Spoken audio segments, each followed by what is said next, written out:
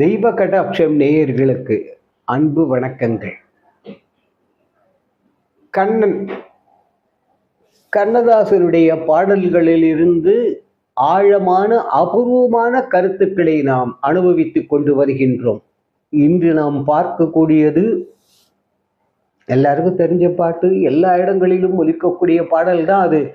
புல்லாங்குழல் கொடுத்த மூங்கில்களே எங்கள் புருஷோத்தமன் புகழ் பாடுங்களே அப்படிங்கிற அந்த பாடல். இதுல பாடலை சொல்றதா, இசையமைப்பை சொல்றதா, பாடினது டிஎம்எஸ் அவரை சொல்றதா? நினைவில் வைத்துக் கொள்ளுங்கள். கண்ணதாசனுக்கு தினந்தோறும் இரவில் அவர் உறங்கப் போவதற்கு முன்னால் இந்த பாடல் ஒலித்து கொண்டிருக்கும். இதை கேட்டுவிட்டுத்தான் அவர் உறங்குவார். என்ன பாடல் அமைப்பு! இந்த பாட்டு உங்க எல்லாருக்கும் தெரிஞ்சதுதான். இதனுடைய அடிப்படை உண்மை என்ன? இதை நாம எப்படி கையை வைக்கலாம் தெரியுதா? இந்த பாட்டுல உள்ள மறுபடியும் சொல்றேன், கண்ணதாசனுடைய பாடல்களில் சுலபத்தில் நம்மால் புரிந்து கொள்ள முடியாது. அது ஏதோ சினிமா பாட்டுக்கு அல்லது ஏதோ இப்படி இந்த பாட்டுக்கு எழுதியிருப்பாருன்னு நினைச்சு ஏமாந்து போயிடக்கூடாது. இந்த பாட்டுல பாருங்க, கண்ணதாசன் அவருக்கு இருக்கும் யார்கிட்டயானு போய் இன்னும் கேட்கணும். காரணம், யாரை பார்த்தாலும் சரி கண்ணனுக்கு தாசன்னா நம்மளைத்தான் சொல்றாங்க, வேற யாரையும் கண்ணதாசன்னு சொல்றது இல்லை. அப்படிப்பட்ட என்கிட்ட கண்ணனை பத்தி இன்னும் கொஞ்சம் சொல்லு, இன்னும் கொஞ்சம் சொல்லு, இன்னும் கொஞ்சம் எழுதுன்றாங்க. நான் எல்லாம் எழுதிட்டேன். இதுக்கு மேல நான் கண்ணனை பத்தி எழுதணும்னா கண்ணனை பற்றி நன்றாக அனுபவித்தவர்களிடம் தான் போய் கேட்டு நான் எழுதி ஆகணும். இது யாருக்கிட்ட போய் கேட்கலாம்? யாருக்கிட்ட போய் கேட்கலாம்? இது கண்ணதாசன் கேட்ட கச்சேரின்னு வச்சுக்கோங்களேன். யார்கிட்ட போய் கேட்கலாம்? புல்லாங்குழல் பாட்டு தான் உங்களுக்கே தெரியுமே.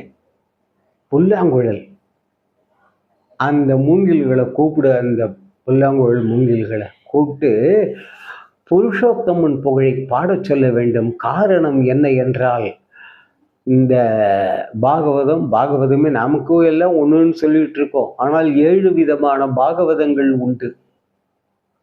அதெல்லாம் இப்ப நல்லா எழுத்தண்ணி படிச்சவங்களுக்கு தெரியும். கண்ணன் உறங்கும் பொழுது கூட கண்ணன் இங்க இருக்கும், இடுப்புல இருக்கும் புல்லாங்குழல், இல்லாட்டி இங்க இருக்கும். உறங்கும் பொழுது கூட கண்ணனுடன் அதே அந்த மெதை இருக்கு இல்லையா, கண்ணன் கூடவே அதுவும் இருக்குமா. எந்த நேரமும் இணை பெரியாது. அதனால்தான் என்ன பண்ணார் கண்ணதாசன், புல்லாங்குழல் கொடுத்த மூங்கில்களே எங்கள் புருஷோத்தமன் புகழ் பாடுங்களே அப்படின்னு அந்த புல்லாங்குழலை கூப்பிடுறாரு. முதல்ல புருஷோத்தமனை பத்தி பாடு. இப்போ புல்லாங்குழல் எடுத்து, இல்லை உட்காருங்க அப்படின்னு புல்லாங்குழல உட்காத்தி வச்சாச்சு. அந்த மூங்கில்ல பண்ண புல்லாங்குழல் அது உட்காத்தி வச்சாச்சு. இப்ப நமக்கு ஒரு சந்தேகம் வருது, புல்லாங்குழல் கொடுத்த மூங்கில்களை சரி, ஆனா இது கண்ணனை பத்தியில பாட சொல்லி இருக்கணும். இவர் கண்ணன் இந்த இடத்துல சொல்லல. புல்லாங்குழல் கொடுத்த மூங்கில்களும் கூப்பிட்டவர் புருஷோத்தமன் புகழ் பாடுங்களேன்னாரு. பாருங்கோ, அதான் கண்ணதாசன். 2வது ஆள் கிடையாது.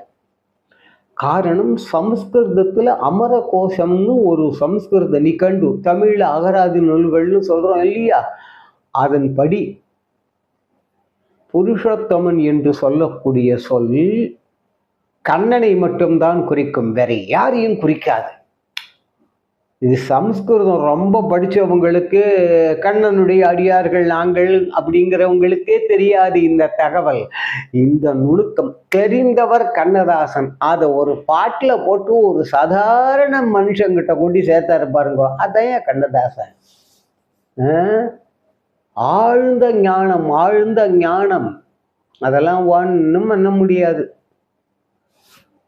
எங்கள் புருஷோத்தமன் புகழ் பாடுங்களேன்னு அதனால்தான் சொன்னார். அது உட்காந்து.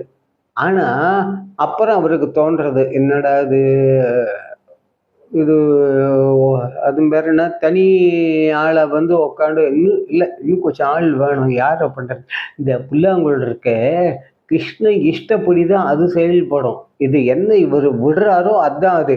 இப்போ புல்லாங்குழல் இங்க வச்சுக்கிட்டு கமகரி கபதி கச அப்படின்னு அந்த ஸ்வரம் தான் வெளியில போகும். சந்தேகம் இல்லையே, இவர் என்ன போது அதானே அது அங்க போகும். ஆனால் கண்ணனுடைய மனசு தெரிஞ்சு செயல்படக்கூடியதா ஒண்ணு வச்சுக்கலாமே அது அப்படின்னு பொழுது ஒரு நிகழ்ச்சி நினைவுக்கு வருகிறது அவருக்கு.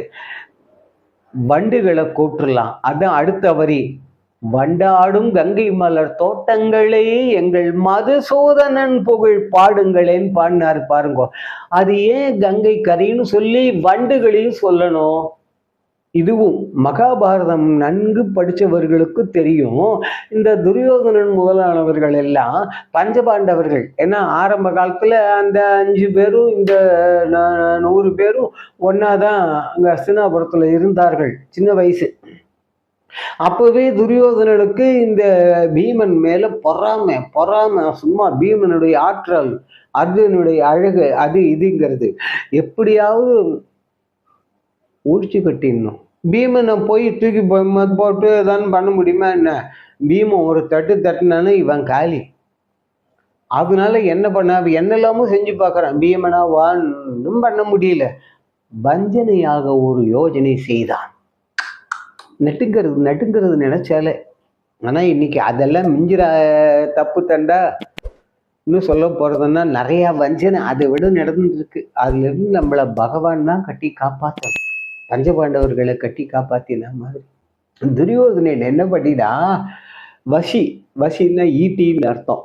அந்த ஈட்டி இருக்கு பாத்தீங்களா, நல்ல நீளமா கூர்மையா இருக்கும். அது நுனியில விஷத்தை தடவி வச்சான். என்னையா இது? அந்த விஷம் தண்ணியில் கரையாது, கூர்மையே கேட்கணும். அந்த நஞ்சு நீரில் கரையாது, ரத்தத்தில் அப்படி கண் சுமிட்ட நேரத்தில் கரைஞ்சு போயிடும். என்ன விஞ்ஞானம் ஐயா! அதை ஈட்டி மோகனையில் நல்லா தடவிட்டு இப்படி ஒரு 5 அடி, அப்படி ஒரு 5 அடி, அதாவது 5 ஸ்கொயருக்கு, சதுரத்துக்கு. இவன் பீமன் தினந்தோறும் எங்க போய் குதிப்பானோ அந்த இடத்துல அந்த ஈட்டிகளை நட்டு வச்சுட்டான். இப்படி பார்த்தா தெரியாது. இந்த குண்டம் பீமன் ஓடி வருவான், நான் வந்து நேரம் அப்படி குதிப்பான். இவன் குண்டா வேற இருக்கான், குதிச்சானா ஈட்டியில டேங்கின்னு போய் உக்காண்டுருவான், குத்திக்கும் ரத்தத்துல. அப்படிங்கிறதுக்குள்ள இந்த என்ன எல்லா ஈட்டில் இருக்கிற விஷமும் கலந்துரும். ஆஹா, பீமன் கதை முடிஞ்சது அப்படின்னு அவனுக்கு சந்தோஷம் ஏற்பாடு பண்ணிட்டான். பீமனும் இதோ பீமன் குதிக்க போகிறான். அந்த நேரத்துல அங்கிருந்து கிருஷ்ண பரமாத்மா வந்துட்டார். நேரம் வந்துட்டார். பீமா என்ன பண்ண போற? நான் ஓடி போய் நான் இங்க குதிக்க போறேன் அப்படின்னு. இங்க பாபா டேடி, இங்க வாடா, பக்கத்துல வா, நீ குதிக்கக்கூடிய இடத்துல என்னவோ இருக்கு, நன்னா பாரு அப்படிங்கிறாரு. பீம உடனே அப்படின்னு பாக்குறான்.